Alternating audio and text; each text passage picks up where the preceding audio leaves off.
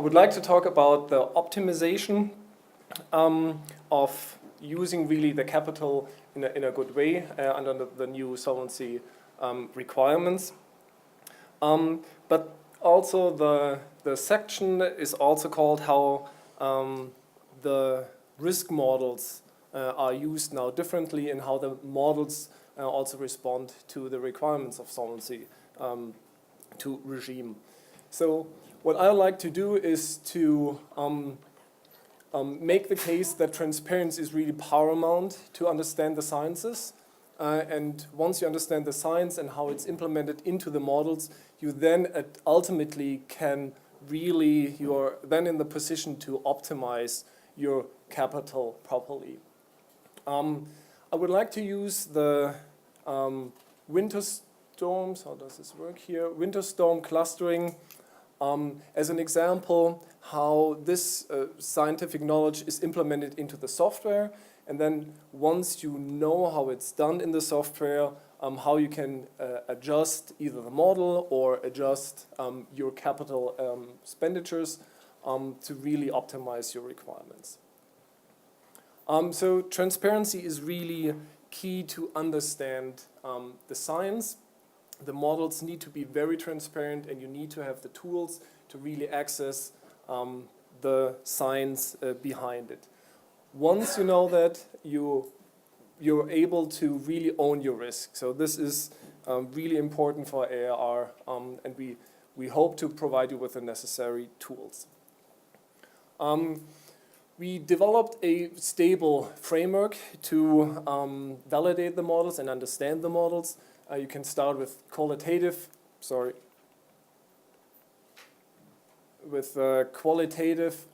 evaluation.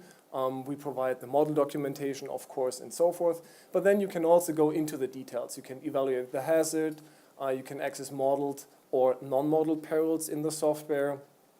We give you also recommendations, so best practices.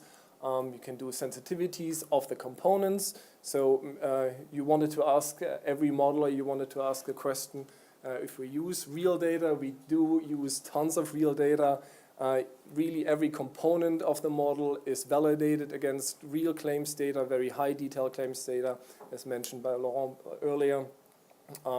So we also use real claims data. And overall validation is also done at the same time. So we have this stable framework how you understand the models better. I'd like to use the winter storm season 2013-2014 as an example, what parts of the science is implemented into the software. And especially I would like to point out, if you look, also this is a perils presentation or publication that you can get from their website. And it shows the winter storms of the season 2013 and 2014.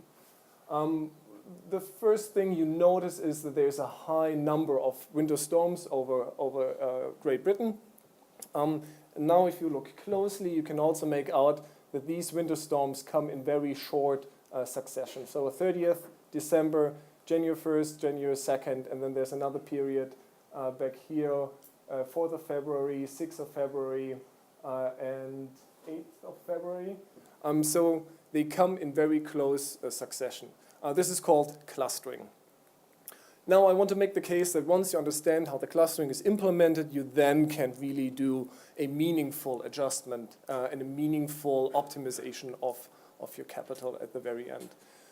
What this animation shows in red is an upper level rotation. This is indicative where the low pressure system is at a certain time. The arrows indicate the wind speeds that are associated with this low pressure system. And as you can see, if you take Europe as a whole, there at the same time, at a certain time of the day, there are either many systems over Europe at the same time, or a second one is approaching and really tailing this other system.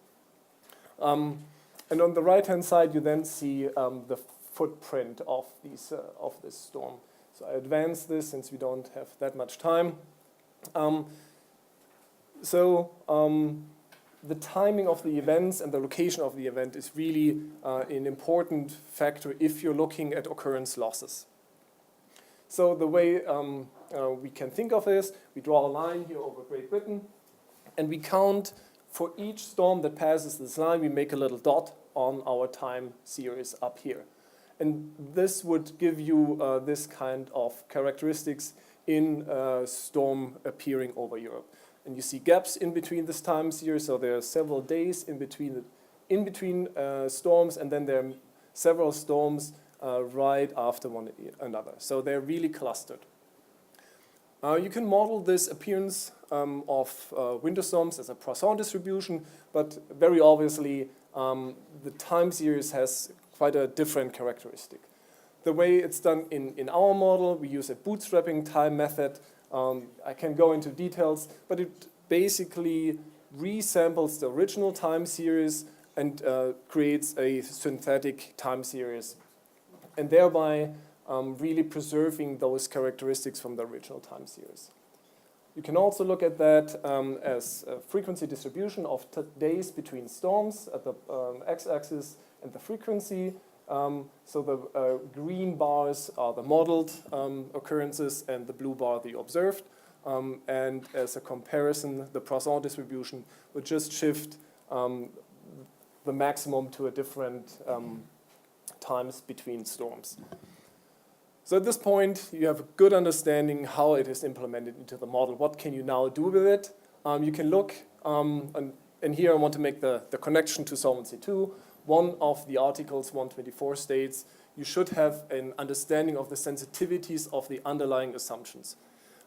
So with the floods in the UK last 2 years ago, there's also a discussion of changing the hours clause. Usually for European markets, winter storms are in 72 hours clauses, but if there's certain cases, if there's a flood event, which you have a 504 hours clause, and there's a winter storm also happening, this might be applied also to this 504 hours clause. So you might ask yourself, what is the effect of this?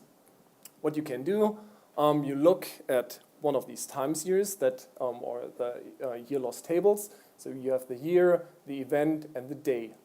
And now, for instance, if you look at the 72 hours clause, you just identify those events that are within a certain time period.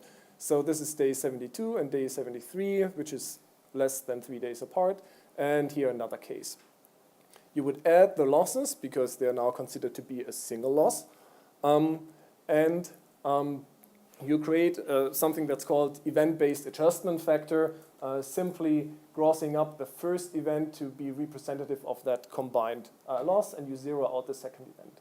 You can feed this back into the model and then look at your occurrence losses. How much does that change if I apply a 72, a 96, and a 504 hours clause? This is really just the occurrence loss on your EP curve. And for Solvency II, you would look at this point and say, oh, if I have a certain different hours clause, my losses would be different. You can also compare that, of course, to the aggregate curve, which is higher. So now you have a meaningful way of looking at the sensitivities of the models because you understand the science behind it and how it's implemented into the software. This is one part of our transparency efforts. It's not just the detailed documentation. We also give out these real-time loss estimates that are sometimes off, but they're very short after an event happens. So we don't have all the information to really make a very well-informed estimate. We create new events for this. This is not an event out of our catalog. We create a new event, but with limited amount of information. Therefore, we are off, but it's still a very, very valuable tool for our clients. We adhere also to open data formats. We support Accord. Our exposure database is always open, Uniseed. And we give our clients also direct access to the scientists. What is now in our new model are all the geospatial functionalities. This is also a way, you called it making it simple. the models are complex, but visualization is a way of making the models more simple because you can visualize those effects. You can also extract hazard information direct out of the software and do further analysis. And this is this last picture here. So this is one of the examples of a direct event out of our 10,000-year catalog. We have several iterations, Monte Carlo simulations of realistic events. And then you could do additional analyses like these return period wind speeds and compare that, for instance, to real data from weather stations. This is also a way of validating the model. Once you have all this information and you're comfortable with the analysis, you might want to adjust the model because you have claims history or other experiences that you want to adjust. And there's a wide range of calibration. So on the left-hand side, we have the models, which cannot be directly altered. And on the right-hand side, we have this open source modeling, which is very flexible. You can plug in any parts. Those open source modeling, we totally support this, but it might not be the solution for every company. For instance, if you build a car and you could replace the brakes with bicycle brakes, you would not do that because it doesn't fit to the motor. So just because you can combine everything and look at it, it might not give you the right answer. On the other hand, those models, the vendor models, are very well calibrated, and they really can serve as this currency, and they call it a yardstick, and we also believe in this yardstick. It is a measurement. You might think it's too high, it's too low, it has weaknesses, but everyone in the market knows about this yardstick and then can talk to each other. So we want to preserve this yardstick, this currency, but we want to add the flexibility. So we build in many possibilities to change your losses, and this is partially driven from the Solvency II requirements. These are all the good reasons why you want to adjust the models.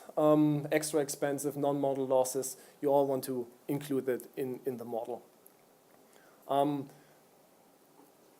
We want to preserve, I mentioned that earlier, we want to preserve this currency, so we always will show the original modeled value with the adjusted value. So then if reinsurance and brokers and insurance clients talk to each other, they can talk based on this currency, where they both know what goes in the models, how it was derived, but then talk also about their different view relative to this perspective from the model company.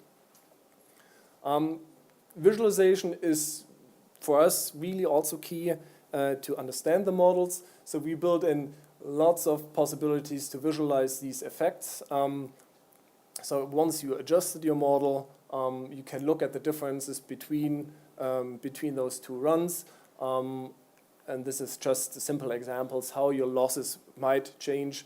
And you're not just looking at an overall change, you look into details, what's the effect of my adjustments. So with this, we really think transparency is really key to understand the models, what goes in, and what the effects are. And then once you understand each of these parts, you can make a really informed adjustment of the output. There are various adjustment possibilities and visualization possibilities in the model, and that ultimately leads to an optimization of also your capital. Thank you.